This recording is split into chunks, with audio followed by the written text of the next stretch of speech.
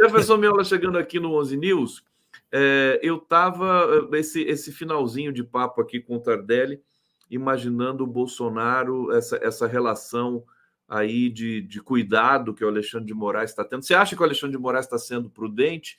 As declarações que ele deu depois do ato, falou do Bambam, falou do Popó e tudo mais, parece que o Alexandre de Moraes está com muito apetite, né? Mas eu não sei se o Tardelli tem essa... Você tem essa visão de que ele está cuidadoso? Querido Miola, bem-vindo aqui. Obrigado mais uma vez, Gustavo. Eu acho que toda a prudência e cautela em relação a qualquer processo judicial de maneira geral, né, é fundamental. Eu acho que a gente já está batizado, né, em julgamentos de exceção, e o presidente Lula foi uma das vítimas mais notáveis, né, desses processos assodados e esses atropelos jurídicos. Né, por mais que tenha uma justiça que ampare, que fundamente as decisões, mas tem que ser dentro do devido processo legal. E eu acho que isto é um requerimento universal, e no caso específico do Bolsonaro, ele adiciona ainda um componente de que qualquer debilidade, fragilidade ou inconsistência acusatória, ela tem uma reverberação política com desdobramentos e consequências do ponto de vista do conflito social muito relevante. Então eu partilho essa ideia de que tem que haver um processo bem exaustivo. As provas são muito robustas, na minha opinião, tá, Gustavo? Eu acho que são muito robustas, só que são as provas. E os indiciados que vão se transformar em réus ainda não tiveram a oportunidade de responder essas provas e apresentar as suas alegações. O fato de existirem essas provas, mais do que simplesmente evidências ou indícios, não é garantia de que eles, por si só, já são suficientes para levá-los à prisão, ainda que, eventualmente, possam existir situações previstas em lei de prisões ou provisórias ou preventivas ou temporárias. Se esse for o entendimento, que se proceda assim para não perturbar ou prejudicar as investigações. Mas o processo está em andamento. Eu acho que não é um bom caminho ficarmos como torcedores, digamos, em relação a isso. Deixa o processo andar, ele vai culminar, né, com resultado. O resultado esperado é condenações, inclusive com prisões. E nada trivial, que nós estamos acompanhando, generais ainda no banco dos réus, não, mas indiciados.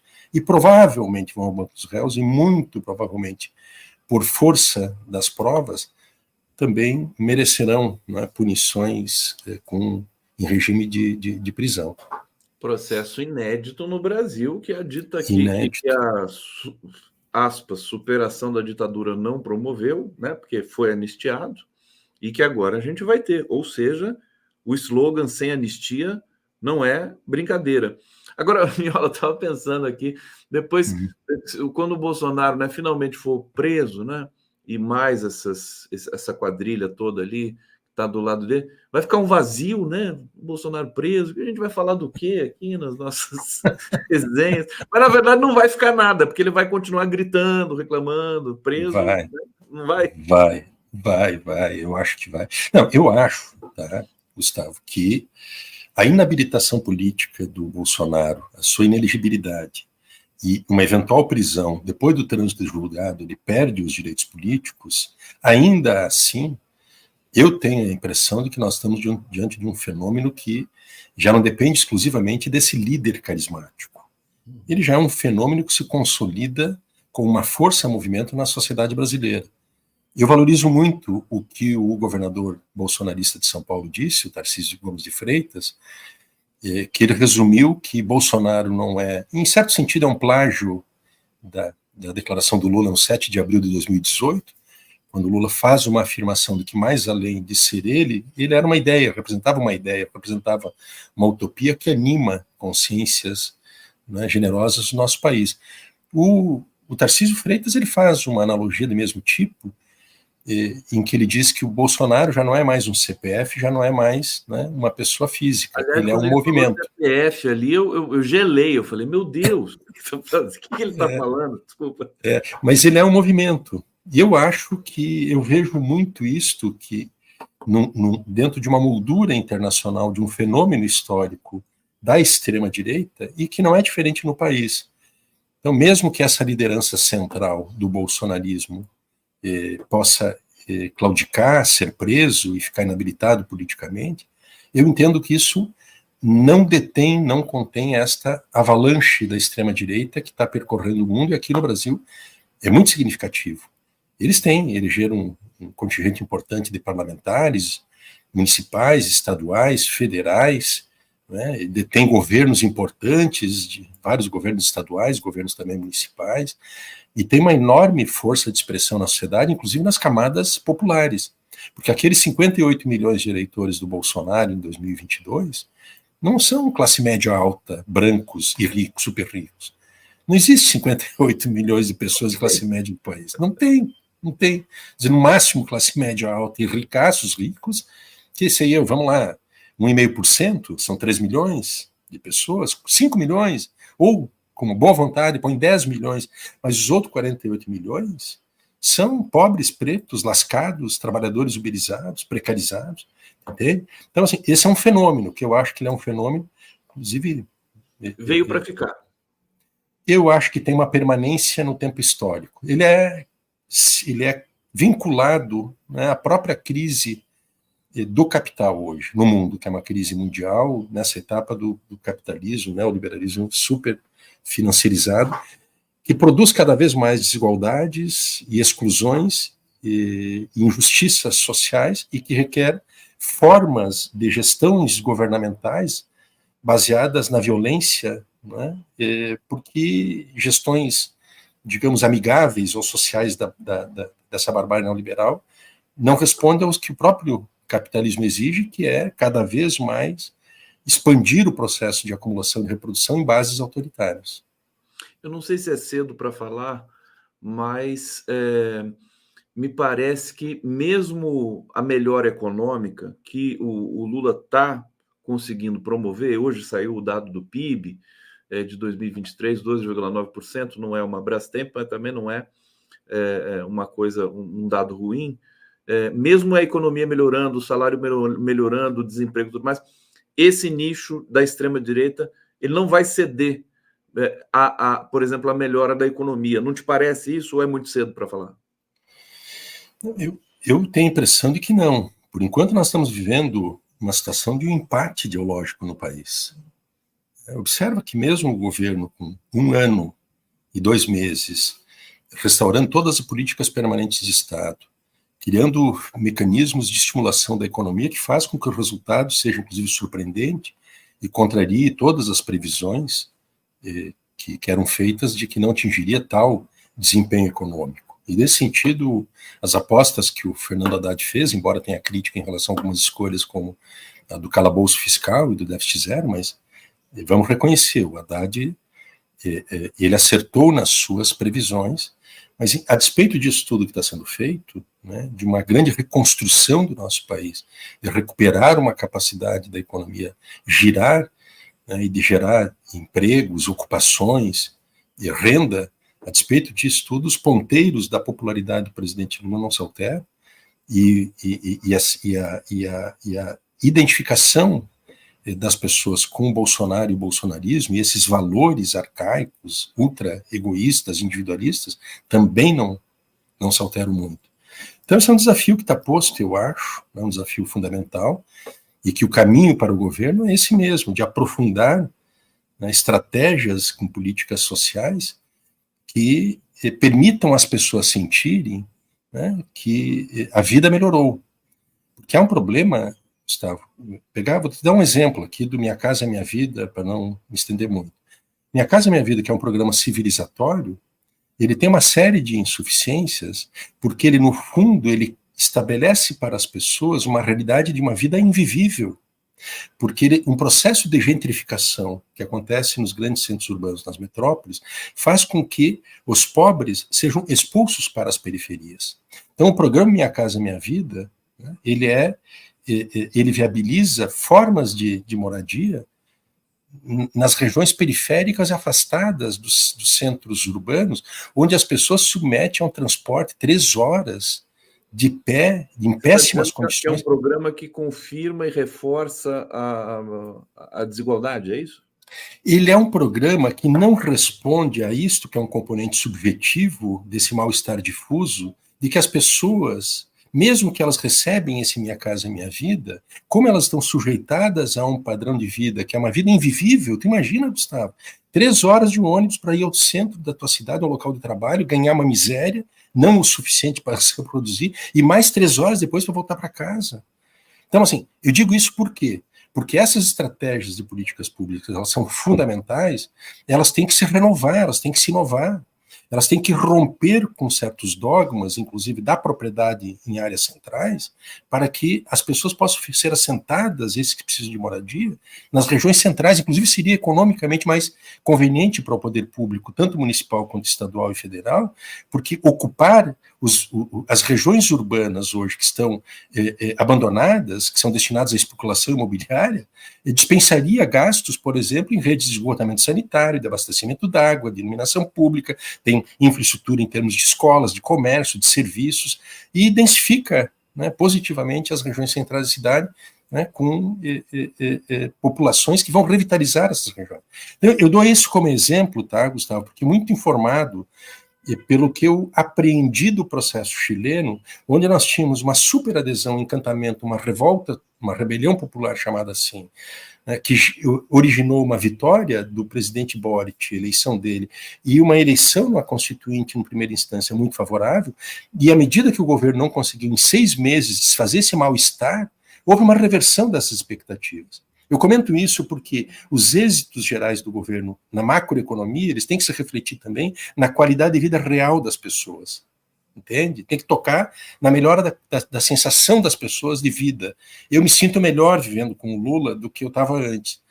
Mas os caras não vão poder dizer isso, né, quando recebem o direito a acesso a uma casa. Claro que vão gostar muito, mas na extrema periferia da cidade, e vivendo nessas condições, não mudou muito em relação ao que eu tinha antes.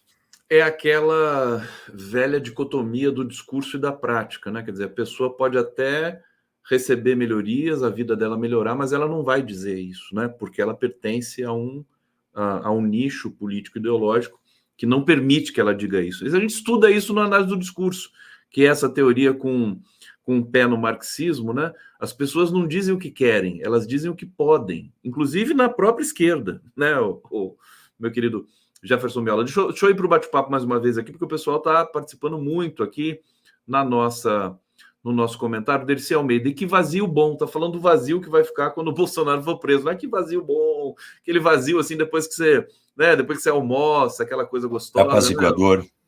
Né? Apaziguador.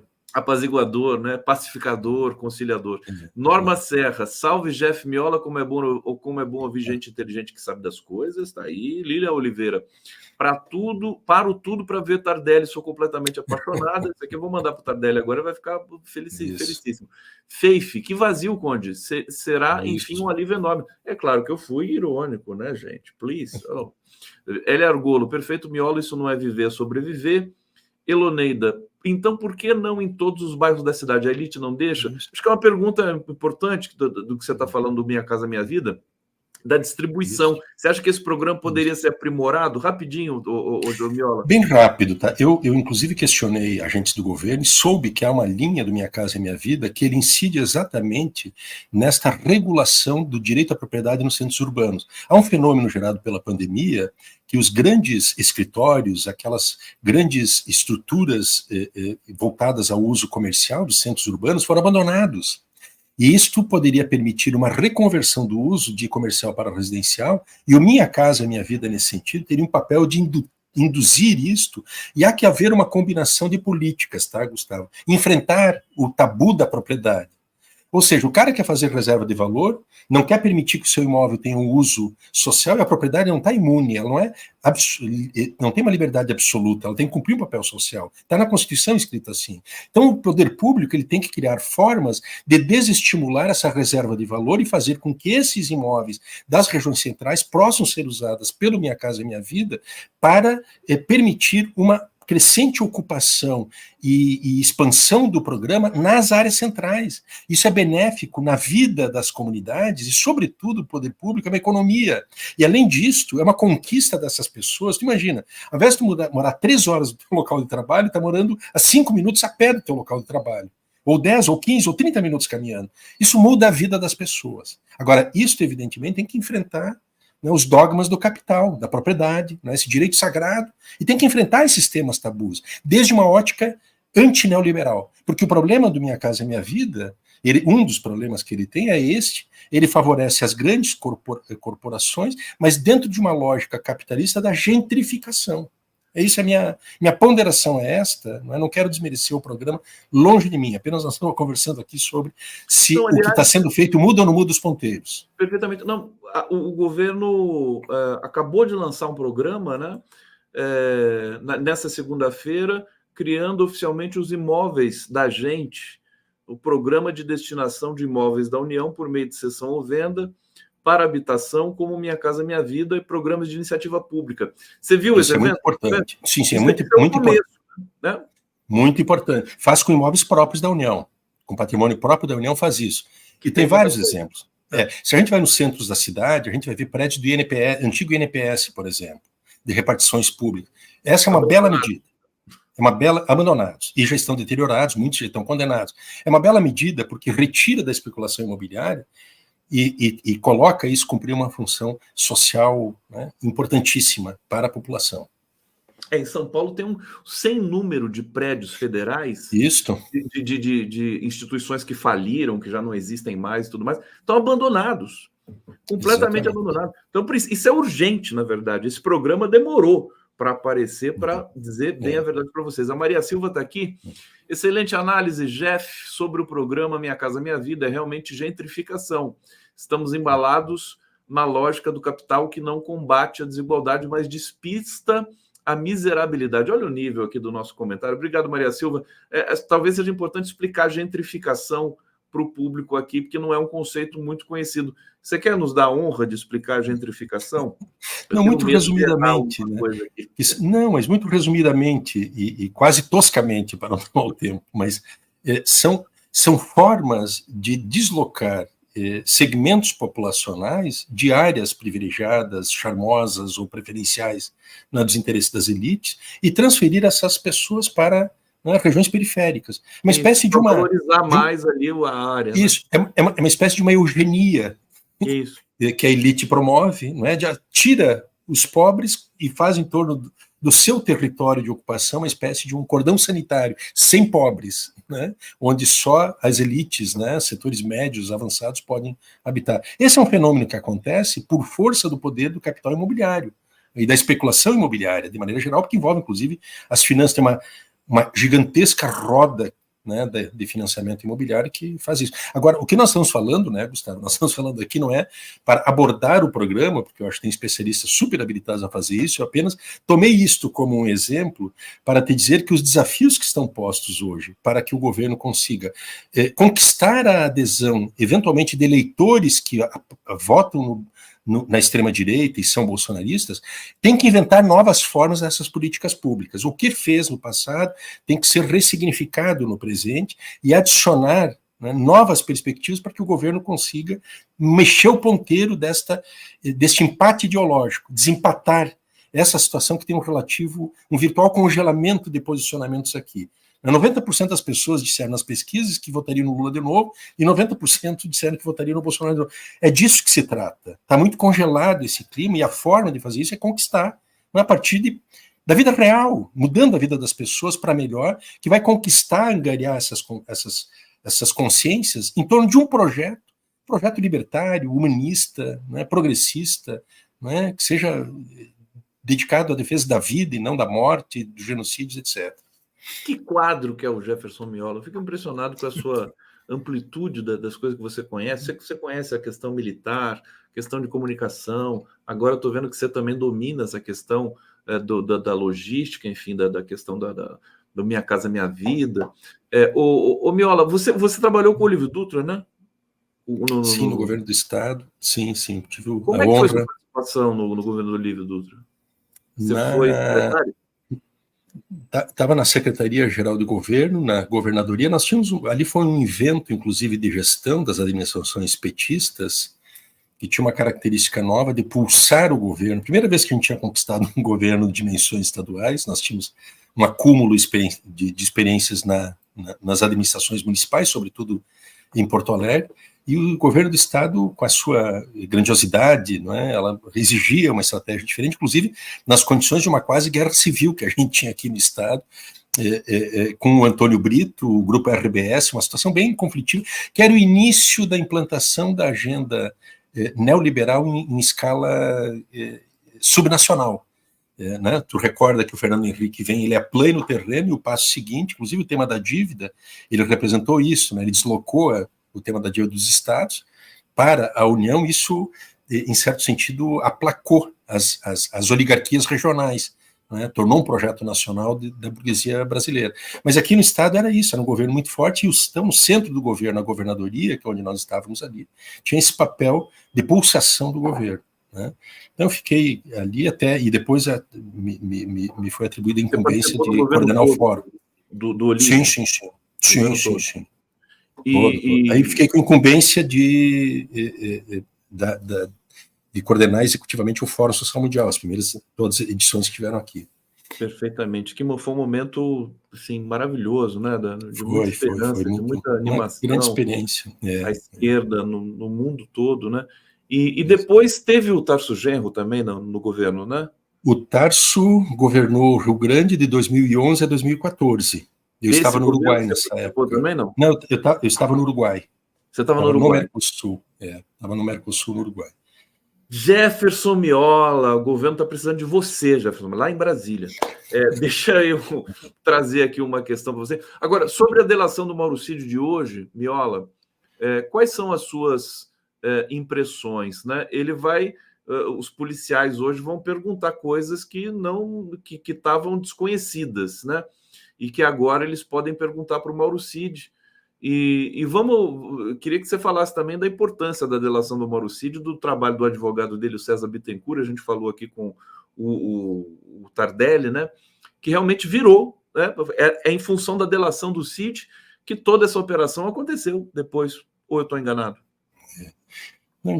Boa parte do que foi apurado decorre, boa parte, sim. Bom, aquele vídeo foi obtido através do acesso assim, o tema do Mauricídio, eu vejo ele, Gustavo, num contexto de tensões e muito ruído que começa a ter dentro da caserna. Não sei se tu visse que no dia de ontem, o general Teófilo, foi divulgado parte do depoimento do general Teófilo, onde ele arrasta para a cena do crime ninguém menos que o ex-comandante Freire Gomes, que sabia-se que havia o envolvimento do Freire Gomes em certos episódios, mas nunca tinha-se avançado na investigação, inclusive na denúncia do Freire Gomes. Ele vai depor hoje e vai falar.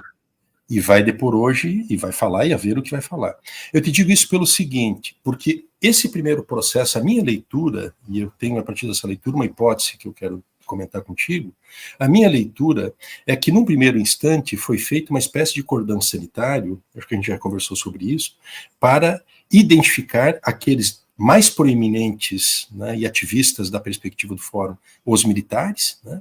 Então entrega isso que pertencia ao porão da ditadura, entrega esses e circunscreve o resto e preserva nesse cordão sanitário aqueles que são fundamentais, que ou estão na ativa preponderantemente, muitos deles estão ainda no alto comando, né? Veja que o Teófilo só sai para ser investigado depois que ele entrou na reserva em novembro passado.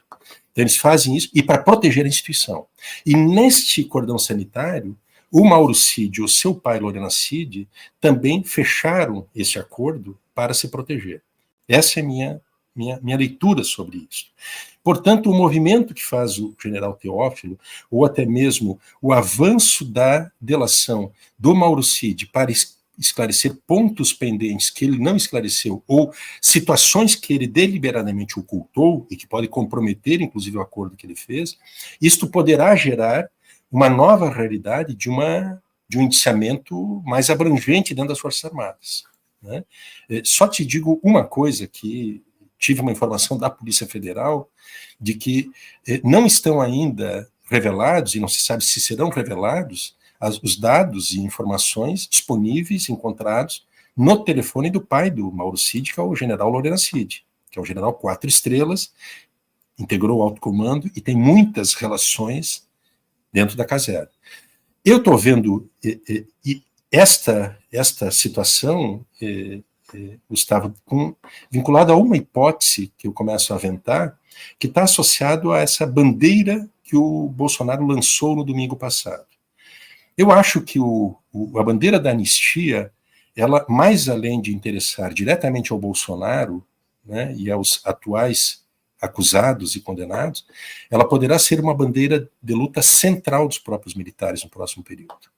Porque se o movimento que faz o general Teófilo, esta chantagem aberta de trazer, arrastar para dentro da crise a instituição e outros militares, ele transmite a seguinte mensagem: ou vamos todo mundo, ou não vai ninguém.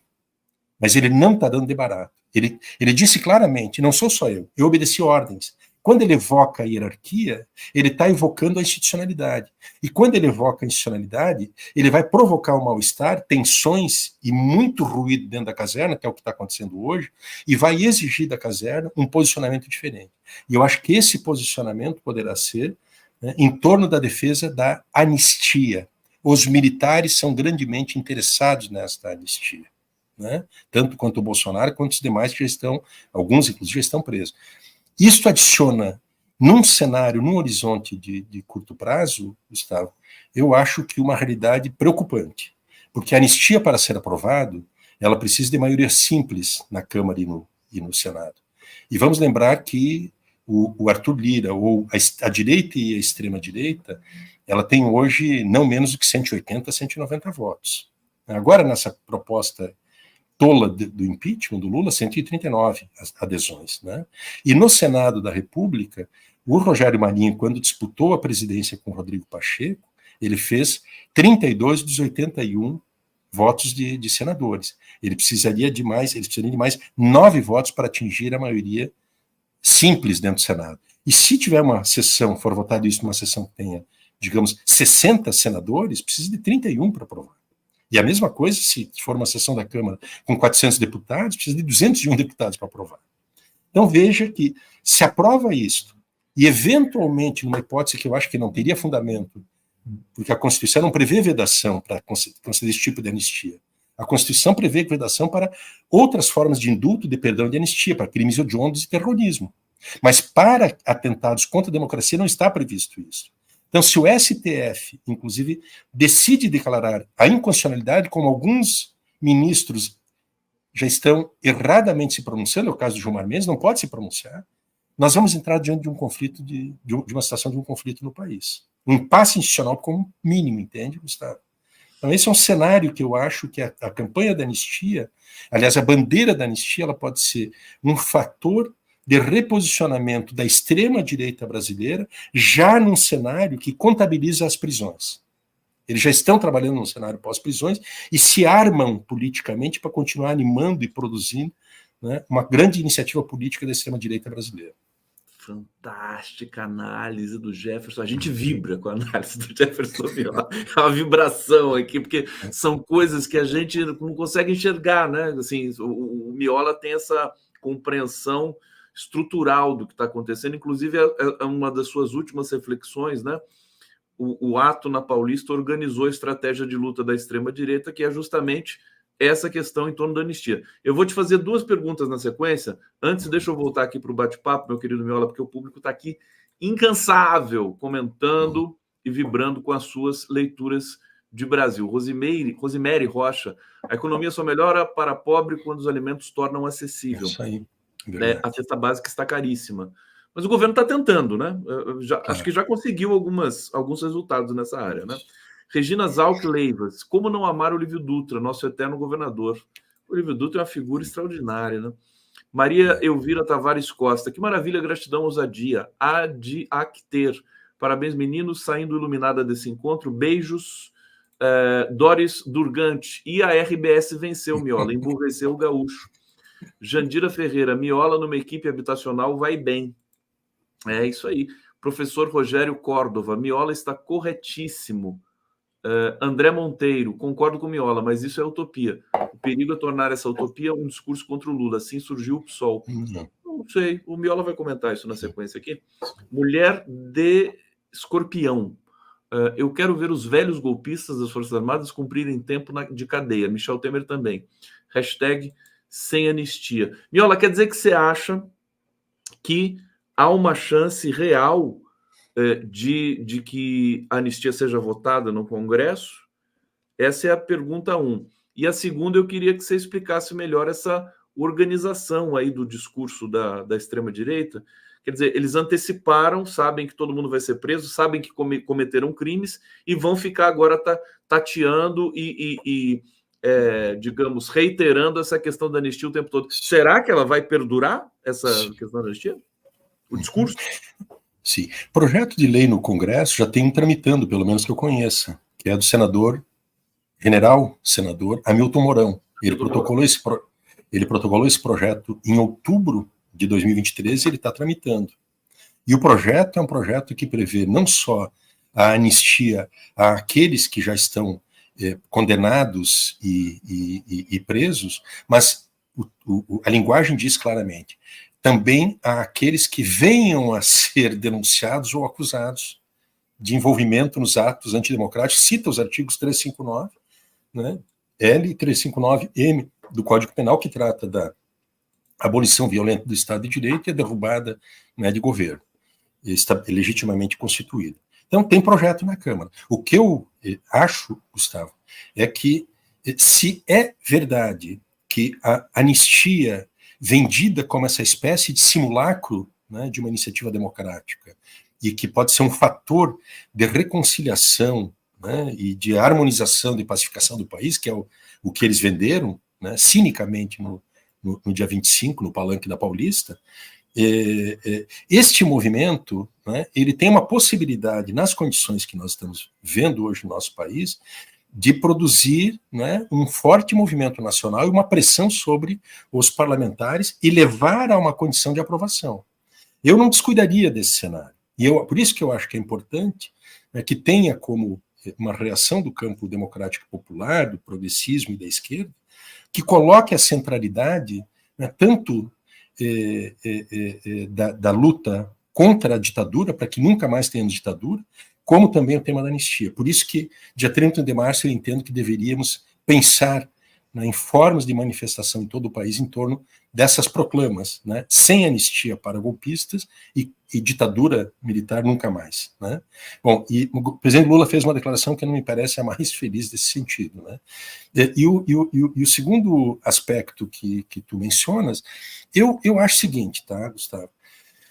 De ser consciência, digamos assim, a inteligência política do bolsonarismo, não, eles têm uma inteligência estratégica por trás. Ninguém chega onde eles chegaram sendo torpes, sendo, né, essas ridículos como a gente acha que eles são. Tem uma inteligência estratégica por trás. Eu acho, tá, que eles, diante das provas que são irrefutáveis, são muito contundentes, eles sabem que o processo vai avançar no sentido de uma condenação e prisão. Então, eles já, se isto é um dado da realidade, né, o que eles fizeram no dia 25? Eles não foram lá, eles correram riscos em fazer aquele ato do 25, porque o Bolsonaro e toda a gangue poderia sair do Palanque diretamente para a prisão. Então, eles tinham mais riscos do que benefícios com aquele ato. Qual foi o cálculo que eles fizeram?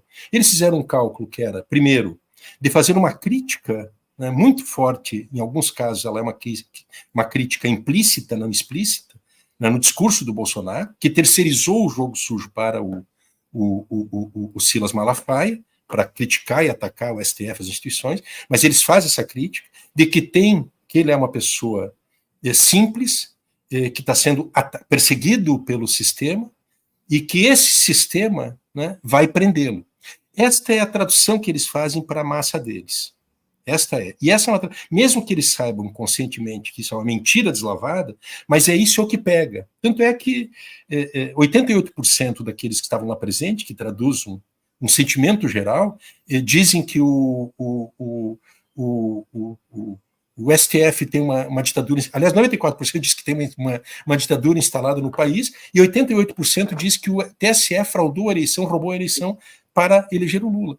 Então, é um delírio, mas esse é o delírio real, é o que a casa está oferecendo, é com isso que nós estamos lidando. E eles fazem esse movimento, como eles já têm essa perspectiva, essa noção muito, muito presente de que a situação de prisão ela é uma situação iminente, eles se antecipam a esse cenário com a agenda, minha opinião é essa, eles se antecipam ao cenário de uma agenda pós-prisões e já colocam em movimento a estratégia política para isso, que é a bandeira da anistia, apresentada nesses termos que eu estou dizendo, como se fosse um simulacro democrático e um fator, né, de pacificação e de entendimento nacional. Inclusive o Bolsonaro foi ao ponto, antes de ontem, de dizer que esperava do Lula um gesto nessa direção. Veja a loucura, mas isso não é um descuido, não é um delírio solto. Isso é parte de uma estratégia retórica para ir construindo este ambiente de que o sistema está atacando, e a reação que eles têm ao sistema é essa proposta da anistia. Então, eu não descuidaria desta inflexão que eles fazem, e eu acho que com isto, Gustavo, eles avançaram uma conjuntura adiante. Eles saíram de uma condição de uma defensividade que nós conversamos 15 dias atrás, estavam no canto do ringue, sendo investigados, teve as operações da PF, eles saem, não é que eles saíram da defensividade, mas eles tomam uma iniciativa política em meio a essa condição de defensividade, e essa iniciativa política ela já se comunica com a conjuntura do próximo período, e tu imagina o seguinte, eu finalizo, chegar na eleição municipal e plasmar todo o debate municipal com esta agenda da anistia, que é mais ou menos o que nós fazíamos nas eleições contra a ditadura, plebiscitar a ditadura, desgastar a ditadura, mais além dos debates paroquiais nas eleições municipais, se discutia a superação da ditadura, a derrubada da ditadura nas campanhas municipais.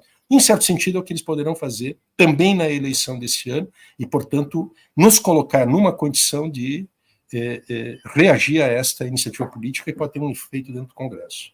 Eles fizeram algo que a esquerda não conseguiu fazer até agora, né, Miola? Isso. Que é organizar o discurso, por exemplo, as pessoas demandam, o Lula precisa apresentar um projeto de país, né, para organizar esse discurso da esquerda.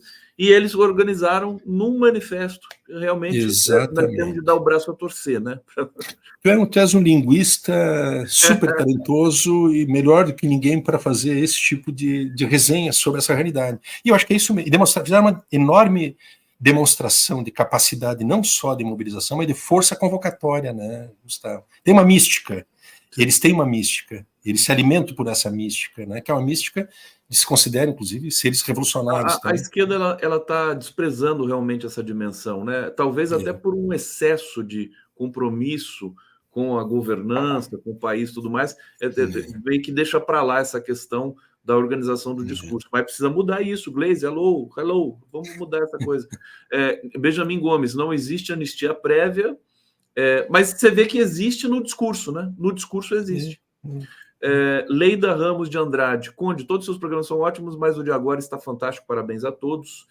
Obrigado, querida. Afonso Comba, de Araújo Filho, orgulho de ter servido ao governador Olívio Dutra e trabalhado com Miola, fui chefe de gabinete da Secretaria de Planejamento do Rio Grande do Sul. Olha aí o Afonso Comba, que bacana.